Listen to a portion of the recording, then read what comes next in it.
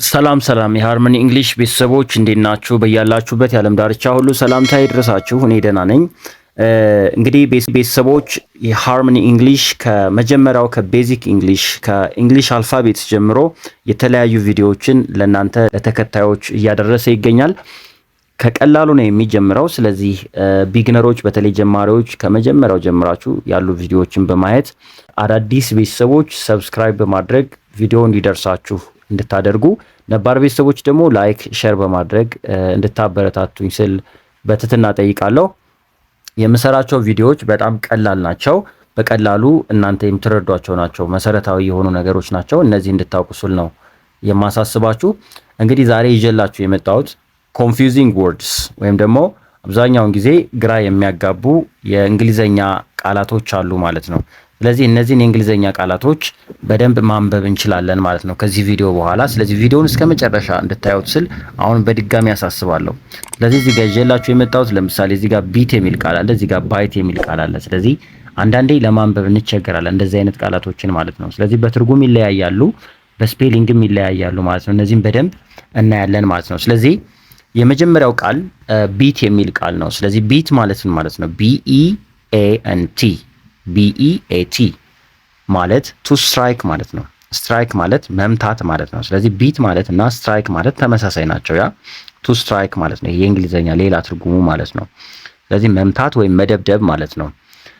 ለምሳሌ እንመልከት። ዶንት ቢት ሚ አፕ ምን ማለት ነው? ዶንት ቢት ሚ አፕ አትደብድበኝ ወይም አትምታኝ ማለት ስንፈልግ ዶንት ቢት ሚ አፕ እንላለን ማለት ነው። አትደብድብኝ ወይም አትደብድበኝ ስንል ዶንት ቢት ሚ አፕ እንላለን ማለት ነው። እሱን አትደብድበው ማለት ከፈለጋችሁ ደግሞ ዶንት ቢት ሂም አፕ ትላላችሁ። እዚህ ጋር ሚ የሚለውን ሂም ታረጋላችሁ። እሷን ከሆነ ደግሞ ሀር ታረጋላችሁ። ስለዚህ እዚህ ጋር የምታስገቧቸው ኦብጀክት ፕሮናውኖች የተለያዩ ከሆኑ የተለያየ ትርጉም ይኖራቸዋል ማለት ነው። እዚህ ጋር የፈለጋችሁትን በማስገባት የተለያየ ትርጉም ልሰጡት ትችላላችሁ ማለት ነው።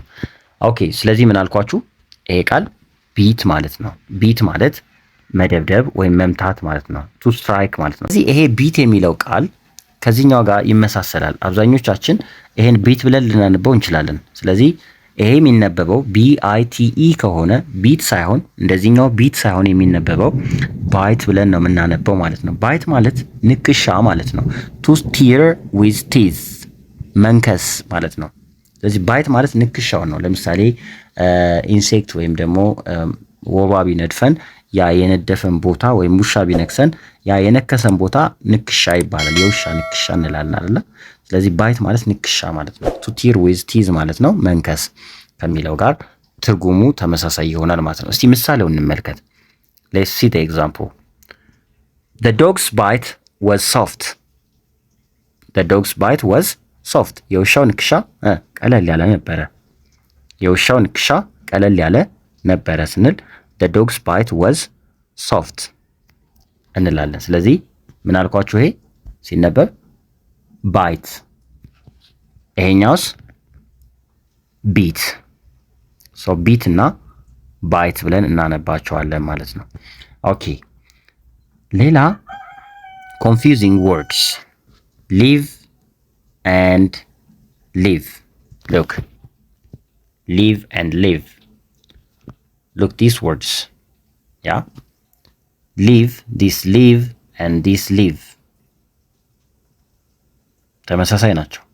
They have similar pronunciation but different spelling and different meaning.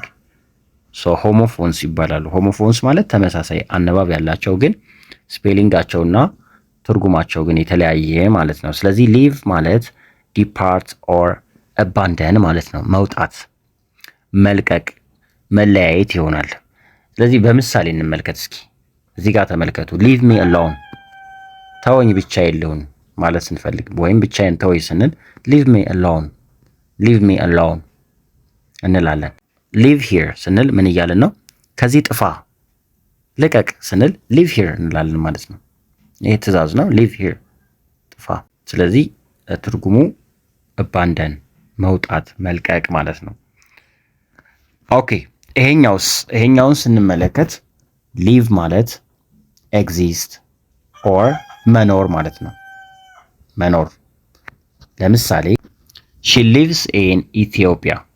ሺ ሊቭስ ኢን ኢትዮጵያ ኢትዮጵያ ትኖራለች ወይም የምትኖረው ኢትዮጵያ ነው ለማለት ስንፈልግ ነው። ስለዚህ ሊቭ ማለት ኤግዚስት መኖር ማለት ነው። አይ ሊቭ ኢን ኢትዮጵያ እያልን አረፍተ ነገር ልንሰራ ይችላል። ስለዚህ ሊቭ ማለት መኖር ማለት ነው። ይሄን ራሱን በተለያየ መንገድ ልናነበው እንችላለን። በነገራችን ላይ አንድ ቃል የተለያየ አነባብ ሊኖረው ይችላል። ሁለት አይነት አነባብ ሊኖረው ይችላል። ይሄ ቃል ራሱ አንድ ሊቭ ብለን እናነባዋለን፣ ሁለተኛ ደግሞ ላይቭ ብለን እናነባዋለን። ሊቭ ብለን ስናነብ ትርጉሙ መኖር ማለት ነው፣ ቅድም እንደነገርኳችሁ። ላይቭ ብለን ካነበብነው ደግሞ ዳይሬክት ማለት ነው። ያ ላይቭ ብለን ካነበብነው ዳይሬክት ወይም ቀጥታ ማለት ነው። ለምሳሌ የቴሌቪዥን ቀጥታ ስርጭት ላይቭ ይባላል። ያ ስለዚህ ስናነበው ሊቭ ብለን አይደለም የምናነበው ላይቭ። ስለዚህ ይሄ ቃል ራሱ ሊቭ እና ላይቭ ብለን ልናነበው እንችላለን። ምሳሌው እንመልከት። ዲስ ሾው ኢዝ ላይቭ። ይሄ ፕሮግራም ቀጥታ ነው ስንል ዲስ ሾው ኢዝ ላይቭ። ወይም ደግሞ የሆነ ፕሮግራም ካለ ላይቭ ነው የሚተላለፍ እንላለን አይደለ? ላይቭ ነው ዛሬ ማታ ላይቭ ይተላለፋል ይባላል። ስለዚህ ቀጥታ ስርጭት ነው ማለት ነው። ስለዚህ ላይቭ ግን ሊቭ ብለን ካነበብነው ግን ሌላ ትርጉም ነው የሚኖረው ማለት ነው። ግልጽ ነው አይደለ? ቬሪ ጉድ። ሌላ ደግሞ ያዘጋጀውላችሁ the next one lose. this lose and this lose ትንሽ ይሄ ሎንግስ ትንሽ ረዘም ያለ አነባብ አለው ስናነበው። ያው ኔቲቮቹ በትክክል ሲያነቡት ሉዝ፣ ይሄኛውን ደግሞ ሲያነቡት ሉዝ ሾርት ይሆናል ማለት ድምፁ ፈጠን ይላል ማለት ነው እንጂ ተመሳሳይ ናቸው። ስለዚህ ሲሚላር ፕሮናንሲዬሽን ዲፍረንት ስፔሊንግ ኤንድ ዲፍረንት ሚኒንግ፣ የተለያየ ትርጉምና አጻጻፍ ይኖራቸዋል ግን ተመሳሳይ የሆነ ፕሮናንሲዬሽን ወይም አነባብ አላቸው ማለት ነው። ስለዚህ ዲስ ዋን ሚንስ አንታይ ኦር ሪላክስ፣ ያልታሰረ ጥብቅ ያላለ ነገር ማለት ጥብቅ ያላለ ላላ ያለ ሪላክስ የሆነ ነገር የላላ ነገር ለልብስ ሊሆን ይችላል፣ ጫማ ሊሆን ይችላል። ምን እንለዋለን? ሉዝ እንላለን ማለት ነው። the shirt is too loose። the shirt is too loose በጣም ማለት ነው። ይሄ ቱ ሉዝ ስንል በጣም ሰፊ ነው፣ ሉዝ ነው።